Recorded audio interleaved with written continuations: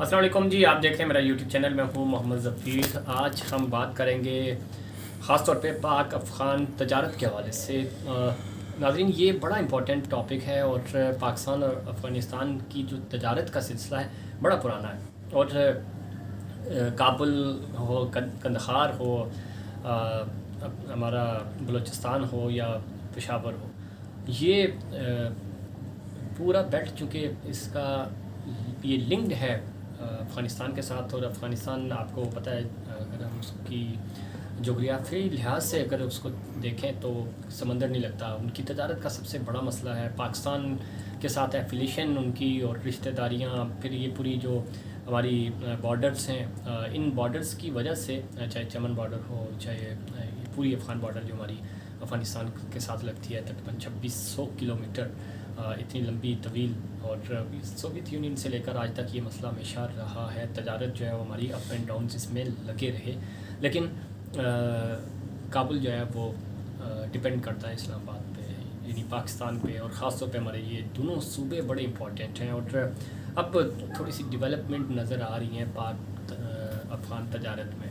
और आपको याद होगा कि पिछले दिनों फेंसिंग के हवाले से बड़े इश्यूज़ भी क्रिएट हुए हैं। और थोड़ा सा वो इतनी बड़ी ख़बर नहीं थी, इतना बड़ा इशू नहीं था, लेकिन ज़ाहिर है आपको याद होगा कि ईरान के साथ भी उनकी टेंशन हुई। और फेंसिंग के हवाले से वो जो फेंसिंग का जो इशू है उस पर वो यानी पाकिस्तान और अफ़गानिस्तान ये चाह रहे हैं कि किसी भी तरह की कोई टेंशन ना हो और एक दूसरे पे जो इल्ज़ामात लगते हैं वो ना हो, हम बॉर्डर्स को सिक्योर कर सकें।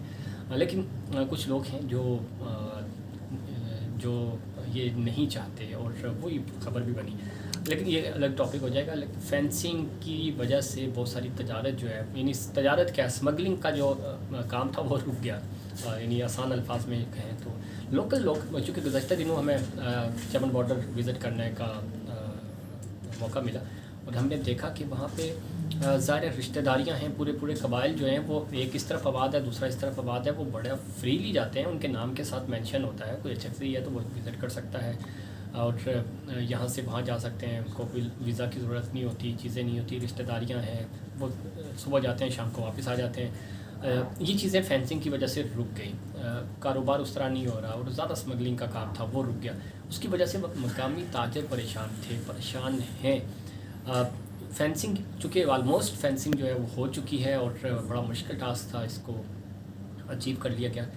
प्रॉब्लम क्या हो रही है, जो मकामी तो ताजर थे वो परेशान हैं, चूँकि बराह रास्त अब वो अफ़गानिस्तान से या अफ़गानिस्तान के जो लोग आते थे यहाँ, चाहे वो KP आएँ या बलूचिस्तान, वो विज़िट नहीं कर पा रहे। वो चीज़ें बेचने के लिए यहाँ नहीं आ सकते और इस तरह फ्रीली नहीं आ सकते। फिर अभी तालिबान ने हुकूमत नहीं संभाली है, वहाँ पे बड़े इश्यूज़ हैं।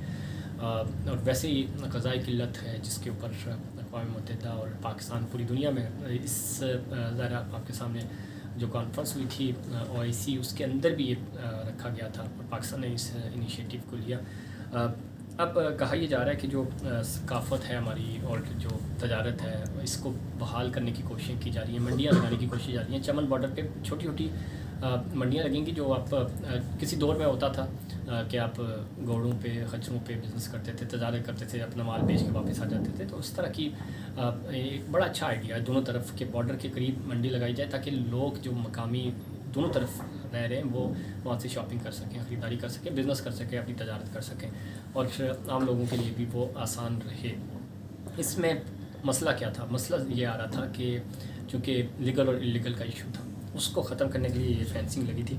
अब इस पे दोबारा काम हो रहा है और ज़ाहिर है हमें छोटी मोटी ख़बरें जो है वो इग्नोर करनी पड़ेंगी। ज़ाहिर है इतनी आसानी से तो अमन و अमान बहाल नहीं होता। दुश्मन जो है वो आपके सर पे खड़ा रहता है, वो कोशिश करता है कि आपका जो अमन अमान है, आपकी जो दोस्ती है, आपकी जो अच्छे इनिशिएटिव हैं वो मुतासिर हों। लेकिन अब एक उम्मीद जागी है कि चूँकि इतना बड़ा एरिया है, इतना बड़ा बेल्ट है, तो वो कहाँ जाए तजारत के लिए। अल्टीमेटली उन्होंने डिपेंड करना है पाकिस्तान पे और पाकिस्तान के साथ ज़ाहिर तजारत होगी, लीगल तजारत। ज़ाहिर है 2 नंबर की चीज़ें अगर आएंगी तो वो पाकिस्तान अफोर्ड नहीं कर सकता। यही इल्ज़ाम पाकिस्तान पे हमेशा लगता आया है और इस दफ़ा कोशिश की जा रही है। अगर हम इसका जायज़ा लेंगे तो 1979 के अफ़गानिस्तान पर सोवियत यूनियन के कब्ज़े के बाद से अब तक बाहमी तजारत उतार चढ़ाव का शिकार रही और 2002 से 2012 तक जो 10 बरस का तकरीबन हमारा ٹائم ہے، اس میں افغان تجارتی حجم ہمارا تھا 33 ارب امریکی ڈالر رہا، جو 2019 میں 1.37 ارب اور 2020 میں مزید کم ہو کر صرف 369 ملین ڈالر رہ گیا۔ یہ ایشو بنا، ظاہر جنگ تھی، حالت جنگ میں تو تجارت نہیں ہو سکتی، اور جو بھی تھوڑا بہت کام ہو رہا تھا وہ سکڑ کے اتنا رہ گیا، پھر بارڈر بند ہو گئی، راستے بند ہو گئے، جنگ ہو رہی تھی، اور اس میں بہت زیادہ تجارت ڈسٹرب ہوئی۔ اب جو طورخم بارڈر ہے سمیت سرحدی جو مراکز ہیں ہمارے، اس پہ تاجروں نے کلیئرنس کا کام جو ہے وہ بھی روک دیا ہے، جس سے کی وجہ سے وہاں پہ جو ایک گاڑیوں کا رش ہے، لوگوں کا کے ایشوز ہیں، جو پھل فروٹ ہے وہ خراب ہو رہے ہیں، اور اس کی وجہ سے جو تجارت ہے وہ متاثر ہوتی ہے، اور متاثر ہونے کا خدشہ بھی ہے۔ اچھا، درآمدات اور برآمدات کی اگر ہم بات کریں تو اس میں اسٹیٹ بینک سے اس کی جو پالیسی ہے، افغان تجارتی پالیسی پر نظر ثانی کا مطالبہ کر رہے ہیں تاجر دونوں طرف کے، اور خاص طور پہ جو پہلے ہوا تھا وہ باہمی لین دین مقامی کرنسی میں کرنے کا فیصلہ ہوا تھا، تاہم اس پر عمل درآمد نہ ہو سکا، جس پر تاجران ابھی بھی جو تاجر ہیں وہ اپنے تحفظات کا اظہار کر رہے ہیں، اور کرنسی ایران کے ساتھ بھی ہمارا یہ مسئلہ، اور وہاں پہ بھی کہ ڈیل کس چیز میں کیا جائے، لوکل کرنسی، یعنی کرنسی ہونی چاہیے جس میں وہ پھر پاکستان کے جو لوگ ہیں، ابھی ہم نے وزٹ کیا، اس میں بھی جو بزنس کمیونٹی سے ہم ملے، ان کا سب سے بڑا مسئلہ یہ کہ یعنی بینک وائر نہیں ہے نا، ٹرانزیکشن کہاں سے کریں، پیسے کہاں سے کریں، تو اب اس پہ پلان کیا جا رہا ہے کہ کسی طرح اس کو مینیج کیا جائے، جو کہ خوش آئند ہے۔ جو بزنس کمیونٹی پروٹیسٹ کر رہی ہے، جو دونوں طرف کی تاجر برادری جو بات کر رہی ہے، وہ بالکل جائز ہے۔